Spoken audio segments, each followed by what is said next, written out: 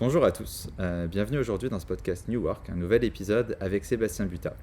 Pour représenter un petit peu le podcast New Work, c'est un podcast qu'on a organisé avec Ossol et l'ARSEG afin de découvrir les confins du future of work et de l'espace de travail. Sébastien, bienvenue. Est-ce que tu peux te présenter aujourd'hui?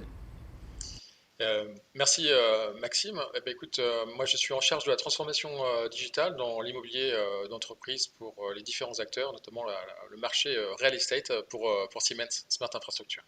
Bon, Siemens, c'est vrai que c'est une entreprise qui est juste énormissime. Je crois que la première fois que tu m'as donné des chiffres, j'en revenais pas.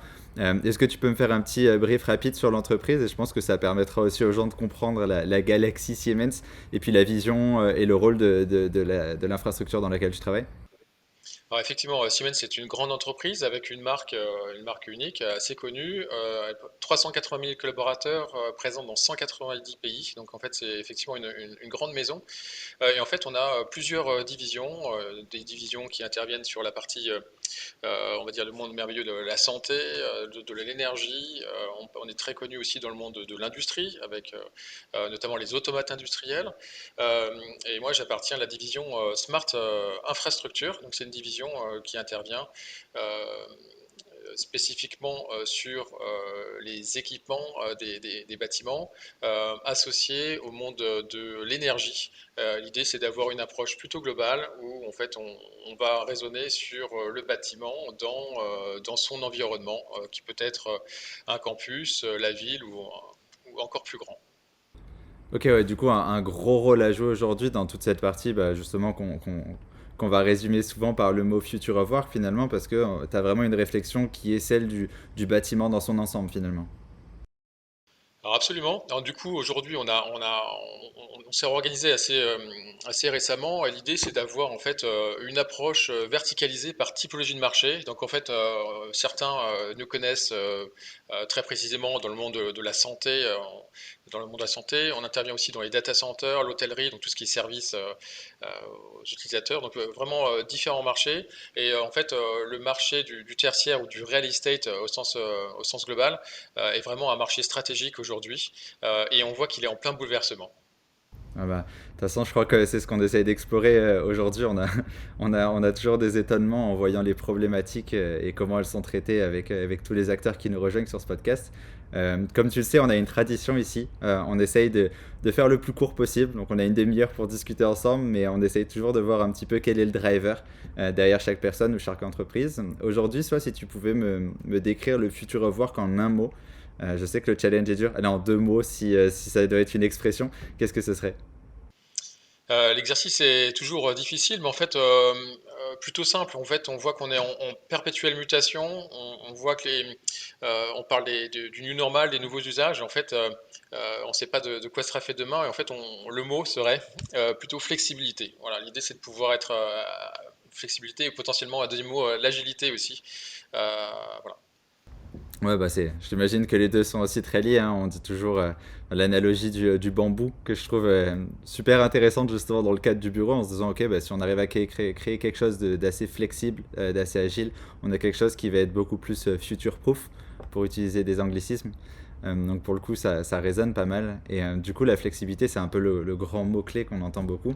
Est-ce que selon toi, c'est la tendance, une des grandes tendances du travail de règle générale, même pas forcément juste de l'environnement de travail? Qu'est-ce que c'est les drivers derrière tout ça qui amènent à cette flexibilité aujourd'hui? En fait, aujourd'hui, dans le monde de l'univers du travail, il y a des gros enjeux. On parle beaucoup de digitalisation. Et en fait, pour être flexible, il faut avoir les bons outils pour pouvoir prendre des décisions, euh, savoir déjà quels sont les nouveaux modes, les nouveautés de façon assez générale, hein, parce que on parle des modes de travail, mais on peut parler aussi des usages, des modes ça s'appelle de consommation des bâtiments. Ça fait partie des enjeux. Voilà, donc c'est assez large. Mais je crois que c'est la donnée, et capter la donnée qui fait partie des enjeux de demain. Ok, et du coup, dans cette partie workplace, comment est-ce que ça se transpose tout ça? Donc, on parle d'énergie, on parle de données, on parle de retour aux besoins finalement. Comment est-ce que ça se transpose dans l'espace de travail? Est-ce que c'est des choses que toi aujourd'hui tu observes dans tes missions avec Smart Infrastructure? Ah, tout à fait. En fait, Aujourd'hui, les grandes questions, on a vécu des périodes de pandémie, on a un retour, on va dire, au normal. Euh, et en fait, le constat, c'est quand je dois gérer mon patrimoine immobilier ou prendre des décisions sur quelle doit être ma stratégie immobilière pour demain, bah, c'est pas évident. Et donc, du coup, comment faire? Et l'idée, c'est de prendre des décisions sur des éléments tangibles. Et donc, du coup, la donnée le permet. Donc du coup, il y a des grandes tendances pour digitaliser. Vraiment, on arrive sur cette partie captation de la donnée. Et donc du coup, il y a des gros enjeux à différents niveaux. Donc en fait, on va parler des enjeux liés au service. En fait, on veut que les collaborateurs reviennent dans les espaces pour collaborer, travailler et être heureux, tout simplement.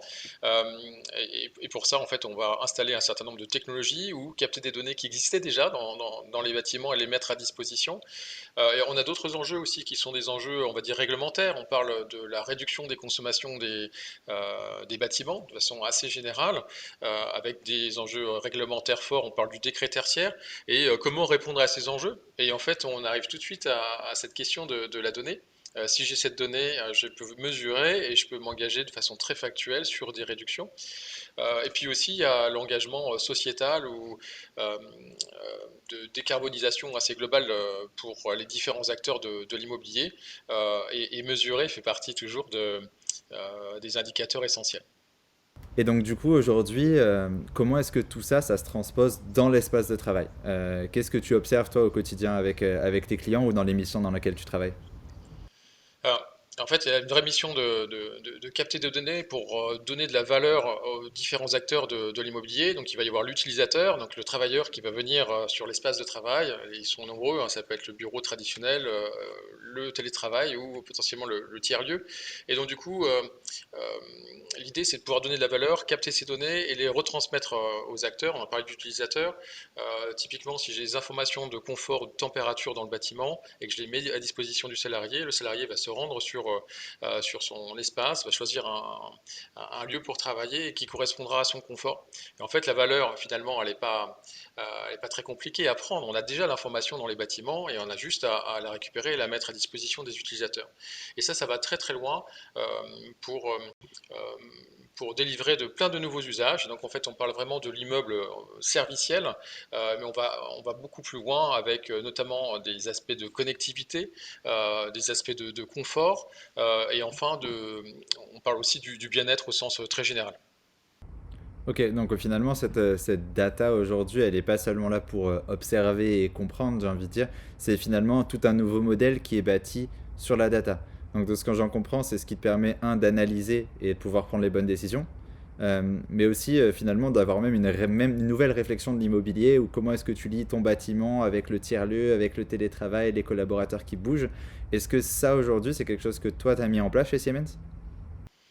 Alors en fait, il y a vraiment effectivement, c'est une bonne question. On a une rupture dans les usages et le rapport au lieu de travail. On vient au travail pour collaborer, donc c'est important de savoir si mon collègue est présent ou potentiellement savoir si les espaces sont disponibles quand je viens travailler.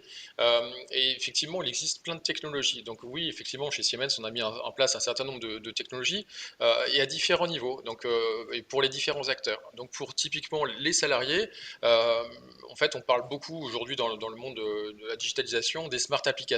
C'est typiquement sur le téléphone mettre à disposition un certain nombre de services de,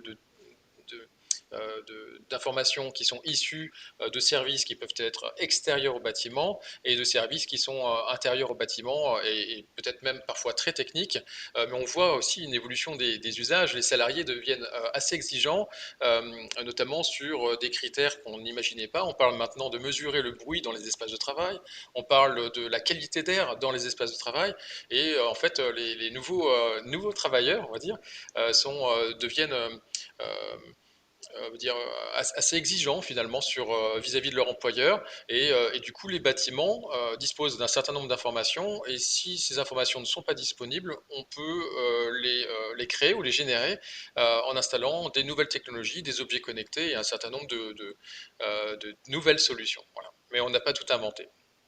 Ok, et donc du coup, est-ce qu'il y a aussi, tu me parlais un petit peu plus tôt d'aspects presque réglementaires, est-ce que ça a évolué encore plus post-Covid où un peu tout a bougé, ou est-ce qu'il y a des nouvelles compréhensions qui sont nées finalement grâce à la donnée et grâce à une nouvelle réflexion qui est née post-Covid?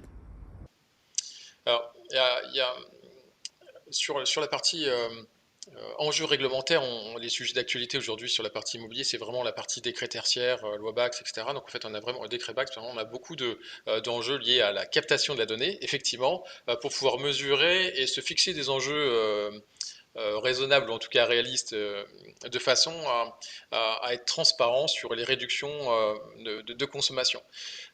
Et le vrai enjeu, les données, elles existent finalement, c'est de réussir à les capter, de les mettre en forme. Donc du coup, il y a beaucoup d'acteurs qui se positionnent sur les plateformes, mais le vrai enjeu, c'est d'aller chercher les données sur le terrain. Et en fait, quand on parle de données, on a quand même un sujet euh, qui est impactant. On parle beaucoup des problématiques de RGPD, de cybersécurité, de protocoles. On a beaucoup de protocoles de technologie. Et donc, du coup, finalement, on s'aperçoit que la donnée, la grande idée de la digitalisation, de capter, c'est bien, mais c'est pas si évident. Et donc, du coup, c'est le rôle de Siemens d'accompagner les acteurs pour capter ces données, les mettre en forme, les structurer et potentiellement pouvoir délivrer un certain nombre de services pour les différents acteurs. Et les services, ils sont nombreux. On a parlé de la smart application qui permettent de mieux vivre au quotidien dans son bâtiment ou dans les différents espaces, mais ça va être potentiellement aussi des outils de supervision ou d'hypervision du bâtiment pour avoir une connaissance des usages des espaces, pour potentiellement les rationaliser ou les modifier ou peut-être les sous-louer. Donc il y a vraiment des nouveaux business aussi qui apparaissent quand on connaît mieux ces données. Et puis il y a aussi au niveau de l'investisseur, typiquement quand j'ai un bâtiment qui est connecté, qui a une certaine intelligence, il y a des nouveaux labels qui sont apparus sur cette partie connectivité. On voit que les enjeux sont très importants, notamment sur l'évolution technique. On voit l'apparition de la 5G, il y a des bâtiments qui sont pré-câblés, enfin pré-câblés, qui sont pré-fibrés. Et donc du coup, on voit que ces enjeux de la donnée, ils intéressent tous les acteurs de l'immobilier.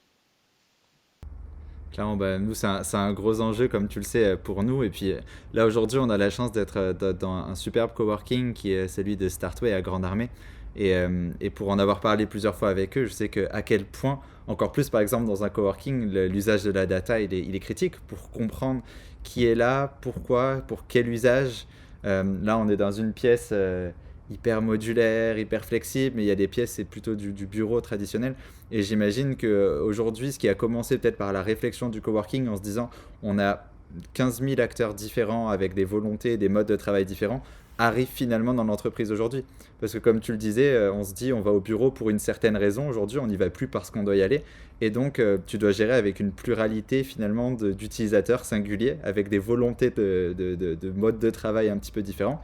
Et ça, aujourd'hui, c'est ce que toi, tu permets de finalement simplifier pour tes clients. Au-delà de la partie même pilotage immobilière, tu as aussi cette partie compréhension bien plus profonde de l'usage que fait le collaborateur du lieu finalement. Voilà, on a une volonté de faciliter, hein. Après, le monde est en pleine mutation. Il y a vraiment des ruptures technologiques. Il y a beaucoup de startups, on peut parler de Haussol, qui inventent des solutions très innovantes qui permettent d'accélérer, de créer de nouveaux usages. On va vraiment raisonner aujourd'hui plus sur les cas d'usage. Donc, en fait, c'est concevoir des nouveaux usages qui vont permettre de délivrer une expérience de travail, une fluidité, favoriser la collaboration. On est tous en Teams ou à distance. On voit bien que ces lieux informels qu'on cherche à recréer, ça fait sens et donc on peut mettre en place ou délivrer des outils qui permettent de favoriser la collaboration. Oui, bah c'est toujours la difficulté justement de réussir à faire le lien entre tout ça. Et c'est assez intéressant parce que je crois que la première fois que j'ai parlé avec toi, tu m'as donné une phrase que je m'étais dit qu'il fallait absolument que je réutilise aujourd'hui, où beaucoup d'acteurs vont dire ok, le bureau de demain c'est ça, ou le bureau de demain il sera comme ça. Je crois que tu as été une des premières personnes à me dire mais en fait on s'en fout parce qu'on sait pas ce que c'est le bureau de demain. Et c'est là où en fait j'ai compris le pouvoir de la donnée, c'était justement de se dire en fait quand on sait pas et tout ce qu'on peut faire aujourd'hui c'est comprendre au maximum ce qui se passe pour prévoir. Et finalement créer aussi des espaces qui vont être capables d'évoluer. Comment est-ce qu'aujourd'hui on fait dans l'aménagement pour aller intégrer un espace qui finalement, par défaut, dès qu'il est créé, on sait qu'il sera plus forcément totalement adapté parce que les évolutions changent. Comment est-ce que tu utilises la data et l'aménagement pour aller faire évoluer même plus juste l'espace de travail, mais toute la stratégie d'environnement de travail et d'immobilier grâce à la donnée? C'est vrai qu'il y a une mutation profonde. Avant, on construisait un bâtiment pour 50 ans et les utilisateurs vivaient dedans pour une période. Et là, du coup, on a vraiment une évolution où en fait, on construit le bâtiment euh, et en fait, on va l'aménager. Mais du coup, peut-être que dans 3 ans, il y a une rupture technologique qui va arriver. Donc, du coup, il y a des nouveaux usages qui arrivent. Et donc, du coup, il y a une vraie réflexion. Donc là, c'est plutôt assez global, hein. Siemens, on est aussi grand utilisateur. On a 60 sites en France. 180 000 m². Donc, du coup, on a des vraies problématiques immobilières, comme l'ensemble de nos clients. La question de l'aménagement est essentielle. Donc, on va associer euh, euh, ces, ces problématiques de mobilité. Donc, on retrouve dans le bâtiment, mais aussi à l'extérieur du bâtiment, notamment avec du mobilier sur roulette, etc. Donc, on a vraiment on essaye d'adapter aux usages et euh, de créer des nouveaux modes de consommation du bureau. Et on va pouvoir y associer aussi, quand on parlait de cas d'usage tout à l'heure, je veux avoir une nouvelle expérience, je veux réserver un bureau, je veux m'assurer que la salle de réunion qui était réservée, elle est bien occupée, etc. Donc on va pouvoir mettre en place un certain nombre de technologies qui vont permettre de mesurer de façon assez factuelle et de délivrer de nouveaux cas d'usage. Si j'ai cette information que la salle de réunion finalement elle est utilisée mais finalement pas à son plein, peut-être que je vais pouvoir en termes de réaménagement faire 2 salles de réunion plus petites qui seront utilisées euh, correctement par exemple. Et on peut aller très très loin dans la définition des usages. Super intéressant. Du coup, moi, c'est vrai que ce use case de la division, etc., c'est quelque chose avec lequel on bosse beaucoup, vu que notre but côté au sol, c'est vraiment de rendre l'énergie nomade. Mais finalement, je me dis, cette data, si on la lie avec un aménagement finalement qui est en tout modulaire, tout flexible, ça permet aussi de se dire, bon, bah, en fait, compte, on va le moduler en fonction du besoin. Et c'est ça pour le coup que je trouve super intéressant. Sauf que tout de suite, je vois le use case Siemens, où on parle en centaines de milliers de collaborateurs partout dans le monde. Comment est-ce qu'aujourd'hui tu vas adresser ces choses-là? Est-ce que tu vas déployer dans un bâtiment parce que dans ce bâtiment-là, tu as une problématique particulière? Ou est-ce que tu as des déploiements qui vont être plus massifs à l'échelle d'un pays, à l'échelle d'une flotte d'immobilier? Comment est-ce que vous gérez en fait, par exemple, le déploiement de la Smart App, des choses comme ça? Parce que ça peut être forcément des déploiements massifs quand on parle de plusieurs centaines de milliers de collaborateurs. Alors effectivement, en Siemens, on est une grande entreprise et donc on a ce retour d'expérience, mais le conseil de façon plus générale, pour que ça soit très parlant, en fait, quand on déploie ou quand on raisonne sur des cas d'usage, on veut délivrer une expérience pour les différents salariés, on va chercher à déployer, on va réfléchir à déployer pour effectivement, on commence par un bâtiment, donc un premier pilote de façon très concrète, et ensuite on va chercher on va parler de réplicabilité. Un cas d'usage, finalement, on va passer du temps à réfléchir, on va voir quelles sont les technologies qui existent ou pas sur chacun des bâtiments, et on va chercher à démultiplier cette expérience et la créer de façon assez uniforme. Si je prends effectivement l'exemple de Siemens, on a déployé sur 600 sites dans le monde, 100 000 collaborateurs, une smart application pour réserver les bureaux. La contrainte, on l'avait déjà déployée initialement sur quelques sites, et avec la partie pandémie, quand on a eu le retour de bureau annoncé il y a un an, bah, du coup, on voulait que les personnes puissent avoir une garantie de trouver une place et d'un espace et de respect des densités. Et du coup, bah, c'était un outil qu'on a pu déployer de façon très simple, hébergé dans le cloud. On n'a pas parlé des nouveaux usages de la donnée, donc, avec des nouveaux modèles en mode SaaS, hein, service à la demande. Et du coup, on peut mettre en place un certain nombre de services qu'on va pouvoir enlever. Et donc, on revient à la question tout à l'heure de la flexibilité. L'idée, c'est d'être hyper agile et en fonction des besoins, des pandémies, des cultures d'entreprise, on va pouvoir adapter et aussi en fonction des technologies des bâtiments, on va pouvoir délivrer des services qui seront présents et peut-être d'autres pas présents. Et il y a un lien qui est très intéressant aussi, au-delà de la réplicabilité, c'est aujourd'hui on raisonne plutôt global et on se focalise sur nos propres bâtiments et nos salariés. Mais ce qui est très intéressant, c'est de raisonner aussi sur l'écosystème. Qu'est-ce qui se passe autour de ce bâtiment? Et donc on a tout un écosystème. On parlait de la mobilité, donc il y a tout ce qui est borne de recharge électrique et donc la nouvelle mobilité ou mobilité douce. Et comment je gère ça aussi au niveau énergétique, ça fait partie des enjeux. Et là, c'est vraiment de la donnée. Si je charge mon véhicule électrique à l'extérieur et qu'il est chargé, est-ce que je n'ai pas intérêt à libérer la place pour quelqu'un d'autre? Si j'ai pas l'information, la notification ou fait le pont entre les différents outils, c'est compliqué. Et donc du coup, on délivre des outils qui permettent euh, de capter les données et les mettre à disposition, quelles que soient les sources. Ok, ça c'est super intéressant parce qu'il me semble il y a quelques semaines, j'avais discuté avec Primonial, qui du coup eux-mêmes essayent de mettre beaucoup de tech finalement dans leur gestion immobilière. Et il me disait, en fait, on est très vite arrivé à un nouveau problème, c'est que tout d'un coup, on a 50 apps. On a une app pour le vélo, une app pour le ménage, une app pour ci, une app pour au sol. Et en fin de compte, l'utilisateur, il se retrouve dans un trop-plein d'applications et ils essayent de tout réunir au même endroit. Est-ce que c'est un petit peu ça aussi la clé de ces nouveaux usages? Tu parlais des nouvelles technologies qui permettent d'aller de l'avant, de ces nouveaux business models finalement as a service, qu'on parle du SaaS, du software as a service ou du hardware as a service, parce qu'ils donnent cette flexibilité et ils permettent de faire passer aussi beaucoup de choses sur de l'OPEX et de lisser dans le temps. Mais on a aussi cette centralisation de l'information et centralisation de la donnée finalement.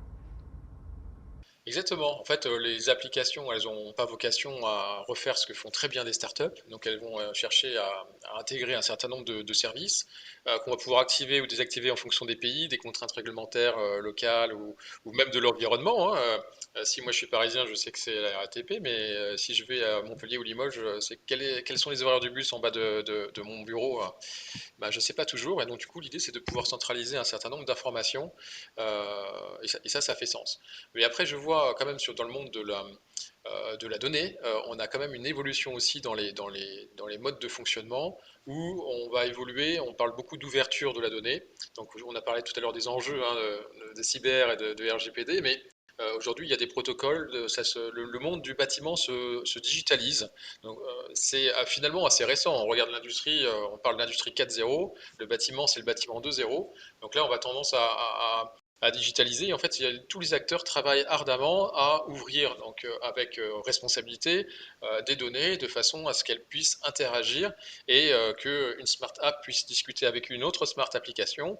Et on voit aujourd'hui dans l'expérience des smart applications corporate group, typiquement bah, Siemens a sa smart application Comfy, et on a potentiellement des smart applications propres au bâtiment, et donc qui vont donner et qui vont permettre de gérer du multi-utilisateur, et rien n'empêche d'avoir une application, bah, quand je vais sur mon site, sur un site en particulier, d'ouvrir une autre application qui me donnera un service. Donc je crois que le fait d'avoir des multiples applications n'est pas une difficulté en soi, mais du coup il faut quand même avoir un raisonnement et être bien accompagné. Il y a beaucoup d'acteurs de l'immobilier qui font appel à des AMO pour les conseiller justement dans cette définition des cas d'usage. Ouais, non, bah C'est clairement, je un pense que nouveau métier, hein, l'AMO digital, c'est quelque chose d'assez récent aussi. ouais, c'est ce que j'avais cru comprendre. En fin de compte, que de plus en plus, moi, en parlant avec des aménageurs, justement, je me rends compte à quel point ils essayent de se focaliser sur la compréhension de leurs données aussi, voire même parfois ils internalisent ce genre d'analyse pour pouvoir aller offrir du conseil. Et combien de fois j'en ai entendu me dire, en fin de compte, on sait pertinemment que on peut pas savoir ce à quoi ressemblera le bureau de demain parce que en fin de compte on sait déjà que ce qu'on fait demain ce sera plus bon parce que ça nous a mis 2 ans à être sur pied et d'où cet intérêt de la donnée. Et donc finalement, je me rends compte de tout ce qu'on se dit aujourd'hui, d'encore plus cet intérêt de la data, et que on n'a que deux certitudes. C'est que, un, le bureau d'aujourd'hui, il est foncièrement différent de celui d'hier, mais surtout, on ne sait absolument pas à quoi ressemblera celui de demain. Donc aujourd'hui, on doit juste mettre les outils en place pour, un, apprendre vite, et faire ce que les startups peuvent appeler souvent du quick and dirty. C'est se dire, ok, on va mettre quelque chose en place, on sait que c'est pas la version finale parfaite, mais c'est pas grave parce qu'on va mettre quelque chose en place qu'on est capable de faire évoluer. Et donc, flexibilité de l'aménagement, flexibilité de la vision immobilière, des applications et des systèmes de data interopérés qui permettent de se relier, etc. Et donc, du coup, pour rester dans cette partie un peu plus prospective, euh, on va pas parler de new normal, mais plutôt de new future, parce qu'on ne sait pas ce que demain nous réserve. Aujourd'hui, c'est quoi un petit peu ta réflexion sur tout ça? J'ai vu que tu as sorti pas mal de livres blancs ces derniers temps. Quels sont les gros axes majeurs de réflexion et vers quoi, globalement, comment est-ce qu'on peut imaginer ce new future? Effectivement, on parle de New Future. Voilà, on est vraiment dans un monde en mutation et on est toujours vers l'avant avec de nouveaux services, beaucoup d'innovations qui sont générés par de multiples acteurs, hein, pas forcément que les gros industriels, hein, donc ça c'est très intéressant. Effectivement, on a différents livres blancs hein, qu'on édite régulièrement, qu'on met à disposition. On a participé déjà à des conférences au niveau de l'ARSEG également, on a pu les partager. Mais du coup, les trois grands axes que l'on voit, hein, ça va être ce qu'on appelle l'humain au centre. On veut créer une expérience des utilisateurs. Donc là, on parle de la partie workplace. Je veux, quand le salarié vient au bureau, bah, qu'il soit déjà content de venir au bureau, qu'il y trouve son compte et qu'il puisse collaborer comme il le souhaite. Le deuxième axe, ça va être la flexibilité. Je mets en place des espaces, peut-être ça va changer. On voit aussi une évolution générationnelle, hein, donc c'est intéressant de pouvoir être très flexible. On a des attentes différentes. Et enfin, il y a tout ce qui est pérennité et donc ou performance. Et donc du coup, il y a beaucoup d'enjeux de labellisation des bâtiments et il y a beaucoup d'enjeux aussi, on en a parlé, de réglementaire et de responsabilité sociétale des entreprises et environnementale. On voit des démarches qui vont dans ce sens-là. Donc du coup, on a vraiment les trois piliers. Ça va être l'expérience utilisateur, donc l'humain au centre, la partie flexibilité et la partie pérennité. Ok, ce Le qui new donne futur. déjà des gros challenges et des grosses opportunités aussi de marché finalement pour pouvoir aller intégrer toutes ces réflexions et surtout les interlier, parce que certaines, a priori, peuvent être un peu complexes à relier. Et c'est super intéressant parce que tu parles beaucoup de co-création finalement. Et je trouve ça génial, encore plus d'une entreprise aussi corporate et grosse que Siemens qui peut quasiment tout faire, de se dire bah non, en fin de compte, aujourd'hui, il faut qu'on s'appuie sur d'autres acteurs qui ont des expertises pour réussir à faire en sorte qu'ensemble, on est un tout cohérent finalement. Et ça, pour le coup, je le trouve super intéressant. Donc, franchement, merci infiniment. Déjà, ça m'a permis de moi-même mieux comprendre un peu l'intérêt de toute cette donnée, mais qu'est-ce qu'on peut en faire et comment la mettre finalement de la meilleure des façons. C'est vrai que je m'en suis rendu compte récemment en parlant avec des très gros groupes, comme la SNCF par exemple, ou autres, qui eux-mêmes ont des milliers de collaborateurs, que, ok, ce qui va marcher à une petite échelle, si par exemple, comme tu le disais, on ne l'a pas réfléchi dans une optique globale, bah, au moment du déploiement, ça peut ne pas fonctionner, parce que ça peut très bien fonctionner à petite échelle, mais très vite, ça ne peut pas être mis en place à grande échelle. Et donc, en fait, toutes ces réflexions qui sont finalement super actionnables que tu nous as partagées aujourd'hui, elles ont beaucoup de valeur pour essayer de se dire, ok, mais comment est-ce que j'intègre un projet ou une idée ou un concept ou une technologie dans mon bâtiment et quel est le but final finalement? Est-ce que le but final, c'est juste d'avoir quelque chose de cool dans mon bâtiment ou est-ce que le but final, c'est vraiment d'avoir une interopérabilité, décidément c'est un mot complexe, et un lien avec tout le reste. Donc ça, j'essaierai même d'en faire un article pour synthétiser un peu tous ces éléments, parce que je trouve qu'il y a pas mal d'apprentissages finalement qui en sont sortis. Donc déjà, merci infiniment. Je ne sais pas si tu as quelques derniers mots ou quelques éléments à partager avec nous avant de clôturer. Je voulais rebondir sur le mot de conclusion que tu as bien dit. En fait, tu as parlé de la valeur de la donnée. Et en fait, la donnée aujourd'hui que l'on capte, elle a de la valeur parce qu'elle permet de rationaliser, de donner de la productivité aux salariés. C'est un vrai mot qui porte du sens, hein, la productivité. Donc, et ça associe directement derrière la partie bien-être. Et enfin, sur la partie donnée, un petit mot, souvent on peut la financer par les économies d'énergie. Il y a quand même des ponts entre entre l'expérience, donc les différents cas d'usage qu'on veut délivrer et les infrastructures qu'on va mettre en œuvre. Et donc c'est très important de voir qu'on peut financer en partie. Il y a pas mal d'aides ou de soutien de l'État sur des modernisations d'installations pour mieux piloter, mais au final mieux capter des données pour mieux travailler. Et donc du coup, on est vraiment dans l'ère du changement et du nouveau futur. Bah écoute, merci, c'est une bonne conclusion qui sur le coup est encore une fois très actionnable. Merci, j'en avais pas forcément conscience et c'est vrai qu'on fait pas forcément assez ce lien financement qui parfois peut être assez complexe, on n'a pas toujours un budget en place pour aller chercher ces choses-là et donc heureusement qu'on a des aides, on a mine de rien beaucoup de chance d'être dans cet écosystème aussi. Donc merci infiniment Sébastien, merci à tous ceux qui aujourd'hui ont suivi ce podcast. Merci à Startway qui nous a accueillis aujourd'hui et qui nous a filé des lieux qui sont juste incroyables. Donc merci à tous, où que vous soyez en tout cas, que vous soyez au bureau, que vous soyez à la maison en télétravail comme Sébastien, que vous soyez dans un coworking comme moi, dans un parc ou à l'autre bout du monde, travaillez bien, régalez-vous et surtout entourez-vous de personnes comme Sébastien aujourd'hui qui partagent et qui ont toujours une bonne énergie. Merci à tous. Merci Maxime.